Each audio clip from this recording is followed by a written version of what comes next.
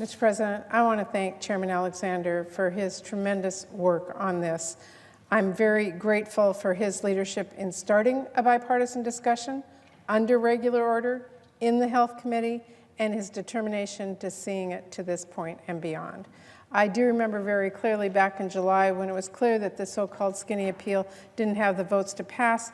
We talked right then and there about getting to work on ways to stabilize the healthcare market and protect patients and families from premium spikes as a result of the uncertainty this administration has caused.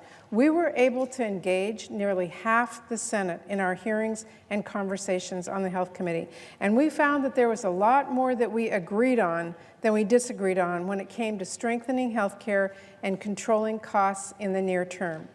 Since then, actions by this administration have made our work more urgent. So, Mr. President, I'm very glad Democrats and Republicans agreed to work together to address this, and I'm extremely pleased that with the input of members on both sides of the aisle, as well as governors and patients and advocates, we were able to reach an agreement that I hope will set the healthcare discussion in Congress on a very different path than the one we have all seen for the last 7 years. This agreement provides certainty on out-of-cost reduction payments for the next 2 years.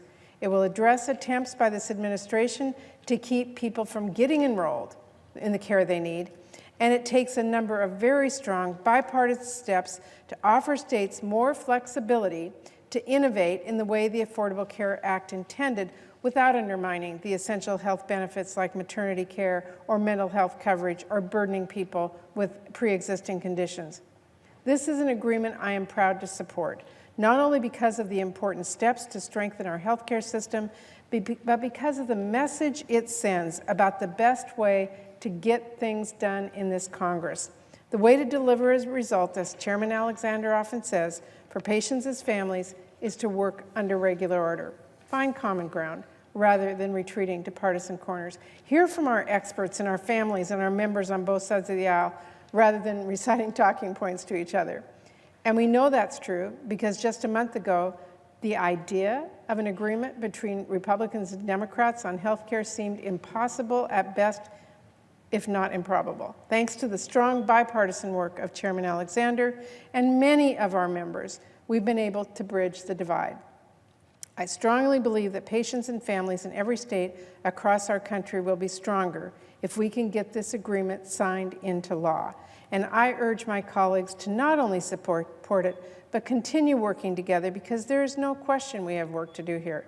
So I want to thank Chairman Alexander and all the Republicans and Democrats who have been so engaged in this effort, and I echo his comments about what's in the bill. I won't repeat them, but agree with his last comments that we both want to make sure that the payments go to consumers, and we are working on that language and assure our colleagues that is our joint intent as we get this language finalized and put into place.